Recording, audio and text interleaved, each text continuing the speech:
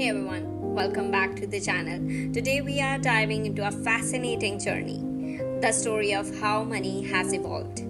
From the earliest days of bartering to today's digital world of cryptocurrency. Stick around and let's explore how humans have gone from trading livestock to trading bitcoins. So let's rewind to the beginning. When there was no money, just bartering, imagine needing wheat and offering poetry in return. No coins, just goods exchanged for other goods. This kind of trade worked fine in small communities within limited goods. But as societies grew, bartering had some big problems. What if you could not find someone who wanted what you had? Exactly. That is where something called the double coincidence of wants come in. Both parties had to want what the other offered at the same time, which was super limiting. And that led to the next stage, commodity money. To solve bartering's problem, societies began using commodities that had intrinsic value, like metals, salt, and even livestock. Ancient civilizations chose items that were durable, divisible, and had value everyone could understand. Gold and silver especially caught on because they were rare, durable, and easy to transport.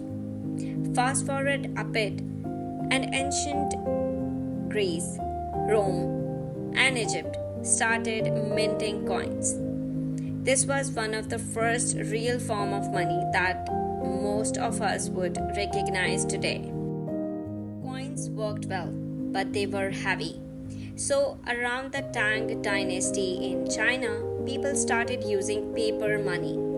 It was a radical shift because it required trust that a piece of paper could represent actual value.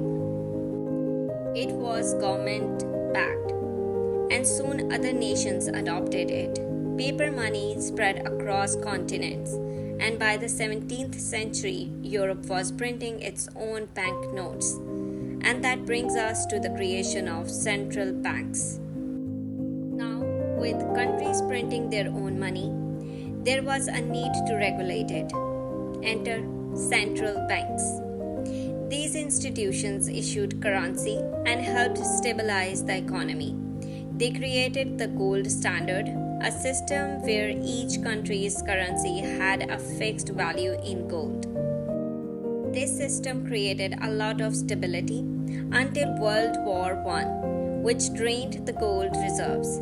After several decades, the gold standard was abandoned, and the world shifted to fiat money, currency that is not backed by a physical commodity like gold, but by government decree.